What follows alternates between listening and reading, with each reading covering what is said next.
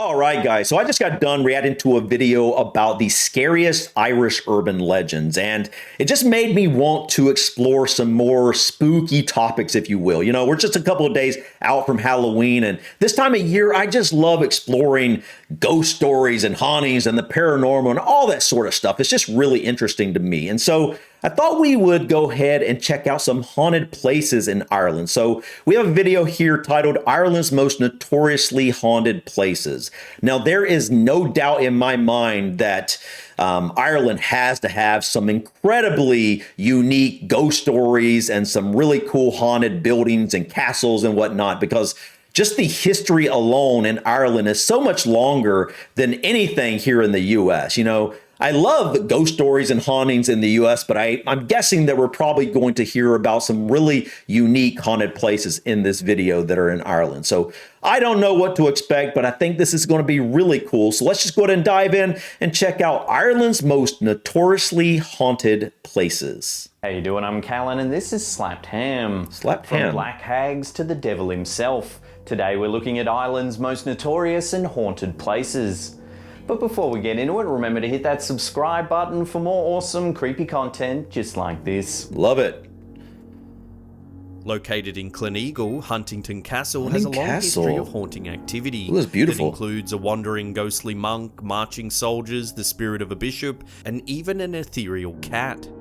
Construction of the castle began in 1625 as a tower house, but work on the current structure began in 1649.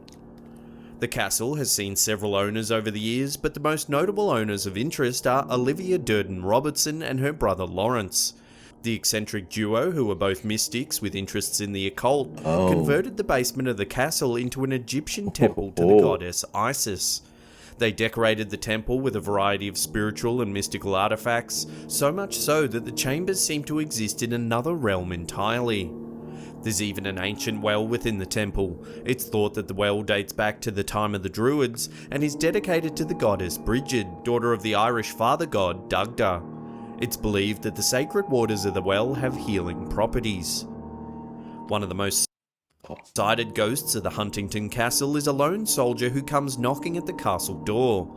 It's thought that he served in the Cromwell invasion and that he wore an enemy uniform in order to pass by undetected through enemy territory.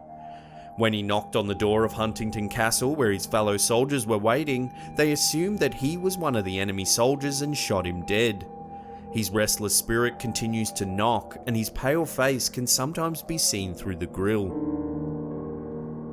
You know, what is it about some buildings that they just give you that kind of spooky vibe, like they have to have some sort of entity within them or something like that? And this castle kind of has that vibe. If I saw this without hearing the story, when I come across this castle, I would look at this and be like, okay, this is kind of a spooky looking place.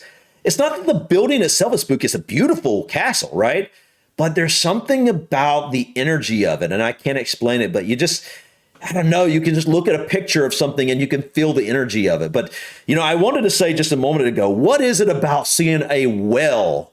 I know people make fun of my accent when I say that, but a W-E-L-L, a well, a water well, if you will, inside of a building like that is so spooky. I don't know if it's just, you know, it's the ground coming into the building or something, but there's something very spooky about that well, right? And then always animal hauntings and stuff like that are always some of the most spooky stories, you know, when like there's these haunted cats or something like that. I don't know. I just love that type of stuff, guys. Very interesting. Let's continue though. Built in 1798 for Earl of Charleville William Bury. Okay, dude, that is a more spooky castle right there, dude. Okay. Charleville Castle is so heavily haunted that it's been featured on several paranormal reality shows, including Scariest Places on Earth and Most Haunted. Oh, dude. The castle has played host to psychics, paranormal investigators, and other visitors, with many giving reports of unusual activity during their visit, including disembodied voices, ethereal music, the sounds of children playing, and sightings of what might be the ghosts of druids wandering the grounds. Not the children. Why is it, dude? The sound of children playing or laughing or crying or something like that, or screaming when there are no children around. That is always the spookiest. Always. I don't know what it is about that, but something is so spooky about it. This is a spooky looking castle. I can understand why paranormal investigators would flock to this place. You can look at this and tell just it's creepy, man. But it's a beautiful building, but it definitely has that creepy vibe. The trees, I don't know, something about this really is just interesting. The castle itself is shrouded in trees and is built on land that was once the site of an ancient monastery. That's beautiful. And it's believed that before the monastery was built, that the location was a sacred druid site. Numerous people have claimed to have seen hooded figures drifting about, possibly the ghosts of long-dead monks or even druids. There's also been rumours that the Earl of Charleville was involved in devil worship, and that he deliberately chose this specific location for his castle to take advantage of the energy of the ley lines that were prominent there. The most cited ghost of Charleville Castle is Harriet, the young daughter of one of the Earls of Charleville. Harriet was playing on the stairs and attempted to slide down the banister. She lost her balance and died when she hit her head on the stone floor below. Oh, wow. Many visitors of the castle have claimed to have felt a rush of cold air when they're traversing the stairs, and others have actually seen the ghost of a little girl on the steps. She's also been sighted scampering around the castle with a small ghostly boy, but no one's sure who he might be. While overall the two are thought to be harmless, there is an account of a young girl being locked in a cupboard in the nursery. It's thought that the ghostly children were the cause of the event. On the flip side, when Bridget Vance purchased the castle in the 1970s, her 3-year-old son disappeared one day.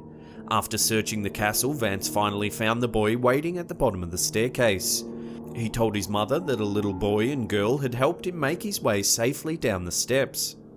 Bridget Vance also reported seeing a procession of robed figures who circled around her bed before offering her a blessing. Elemental spirits also plague Charleville Castle. A particular balcony is kept locked because it's thought to be the territory of an elemental or nature spirit. A psychic has warned the owner of the castle that this entity is a dangerous being and wouldn't hesitate to harm anyone who enters its space.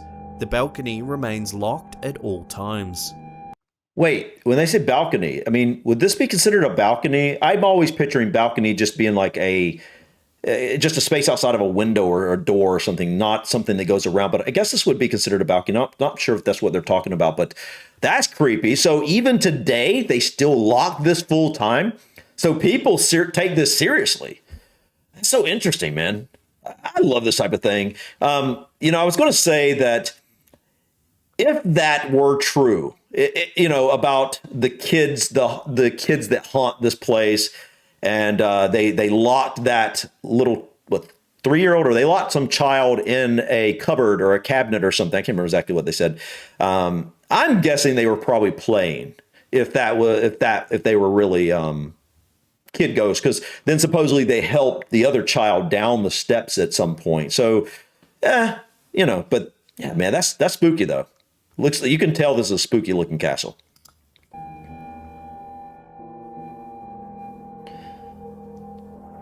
At first glance, Dundermont Mound is an attractive little hill surrounded by trees, but the history of this mound is much darker than what its appearance would suggest. According to legend, Dundermont Mound is one of 2 gateways to hell that are located in Ireland, with the other area being located in a cave that was used by St. Patrick. It's thought that the site was once used for ritual sacrifices and the conjuration of entities and creatures, which may be the cause of spectral lights that are seen hovering in the area at nighttime. Legend states that it's dangerous to get too close to the mound when the lights are spotted, because the very earth can open up and swallow the hapless victims. The first evidence of this occurring happened in 1798 to an unfortunate individual named Thomas McHarg, now commonly referred to as Black Tom. Tom and his daughter were travelling by coach on their way to Derry one evening when they were overcome by a terrible storm. Tom decided that he wanted to take a safer route, so he first checked to see if the bridge at Glariford was intact. When he found that the storm had taken out the bridge, Tom and his daughter headed in the direction of Dundermont Mound. As he drove past, the coach, along with the 4 horses, Tom and his daughter, were pulled into the mound and swallowed up, never to be seen again. Sometimes a ghostly coach along with 4 black horses can be seen in the vicinity. Locals say that if Black Tom approaches you in his coach and asks if the bridge is out, you should never answer him. It's thought that those who do will die within a year of the encounter. That's spooky. So here's the thing about a story like that, right?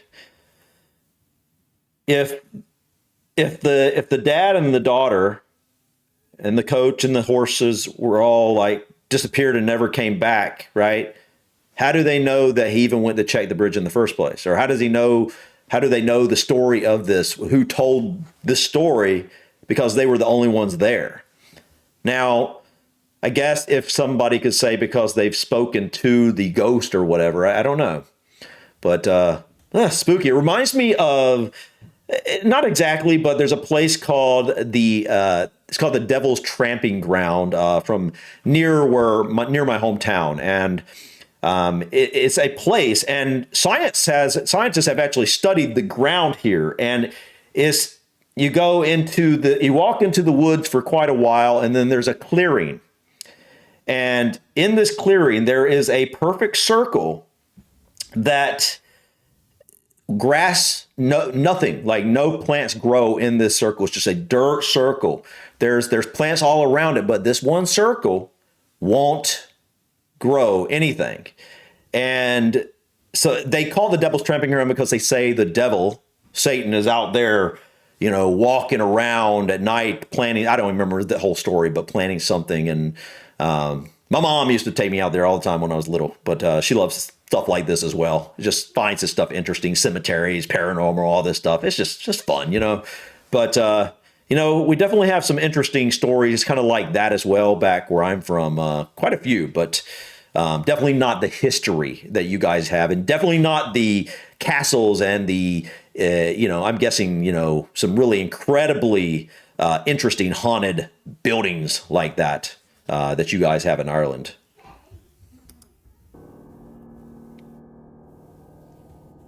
The ruins of Duckett's Grove have a long history of unusual lights, strange sounds, and phantom figures. Ooh, the location is so haunted that it was featured on Destination Truth, and though no one has lived at Duckett's Grove since 1916, it's thought that the ghostly forms of the Duckett family still roam the property even today. Originally, Duckett's Grove was an unpretentious 2-story family home, but as the family grew, so did Duckett's Grove. Wow! All right, guys, if you followed me on my channel for quite a while now, you will know I love kind of old buildings, and I love like ruins like this. They're so interesting. Look how beautiful this place is. Wow. I mean, that's not what this video is about, the beauty of these castles and whatnot, but I can't help it. Every time I see a castle like this, it's just like amazing, the ruins and whatnot. We don't have anything like this in the US. I love this type of stuff. I want to check out some interesting places like this. I'd love to explore a place like this. Goodness. Whether I'm exploring for the hauntings or the paranormal activity or not, either way, it would just be really, really interesting. In 1830, work began to transform Duckett's Grove into a Gothic revival manor, complete with towers and gargoyle-like grotesques to finish the striking building. Wow. The owner, William Duckett, hosted lavish parties at the property until his death in 1908. No one's lived there for 100 years. More than that. His widow couldn't maintain the establishment and abandoned it in 1916. There have been a lot of reports of ghostly activity by those who visit Duckett's Grove. The most frightening entity reported is the Duckett's Grove spooky. Banshee. Many Irish families claim to have banshees attached to their family line. Most of the time, the wail of a banshee is seen as a warning of a death in the family, but sometimes these creatures can be more malicious. The Duckett's Grove Banshee is the result of a curse placed on the manor and the Duckett family itself. Ooh. It was placed by the mother of a young woman who had been involved with William Duckett. She was riding a horse on the family grounds and died when she was thrown from her saddle. Her mother wanted the family to suffer, blaming them for her loss, so she sent the Banshee to bring down pain and suffering on the Ducketts.